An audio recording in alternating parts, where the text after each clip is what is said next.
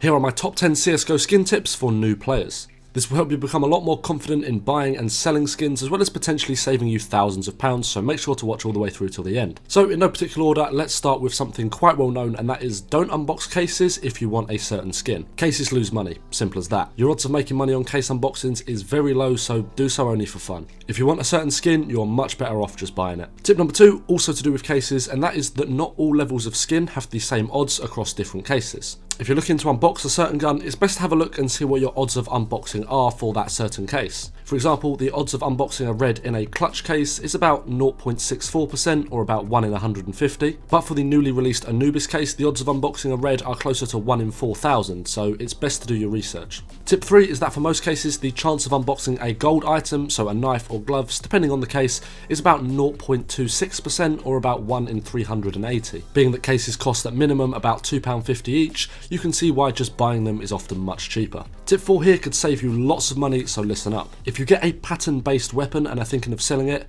Google the pattern ID first. So for those of you that don't know, some skins' patterns are determined by a pattern ID, meaning the same skin can look different on different guns. Most well known is probably the AK-47 case hardened, in which people try and get the 661 pattern ID that makes the top of the gun all blue. Many other guns and knives also work on this pattern principle, and so many people are willing to pay extra for the more desired patterns. For example, the cheapest factory new AK case hardened sells for around £430, but some collectors are willing to pay up to tens of thousands for the 661 pattern. So before you sell an item you've unboxed, check if the pattern is worthy of some overpay. Tip 5 is very similar except for floats. So every CSGO weapon has some kind of wear rating that affects how it looks in game. This number is referred to as its float, and again, some people are willing to pay a lot extra for very low, very high or very unique float values. So again, check this before you list an item on the market. Tip 6 is before buying your skins, make sure to inspect them in game so you know what they're going to look like. This can be done through the use of some community server maps that feature the !WS command.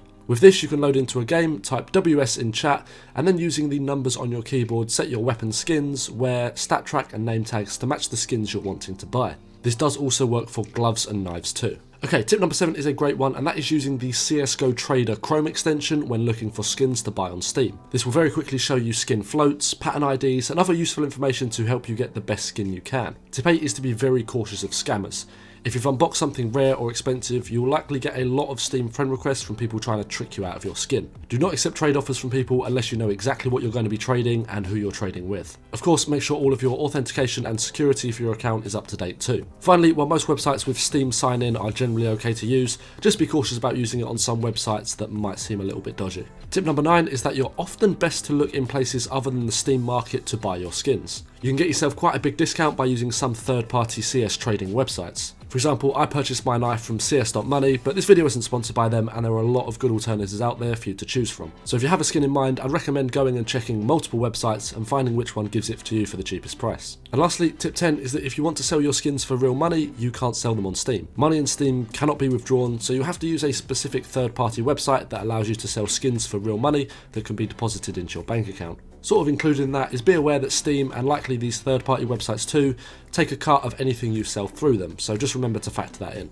So that's it for my top 10 tips. Have any yourself? Feel free to share them in the comments below. Also, if you did enjoy this video, please consider subscribing to support the channel. I'm trying to get to 1,000 subs as quickly as possible, and I do appreciate any support.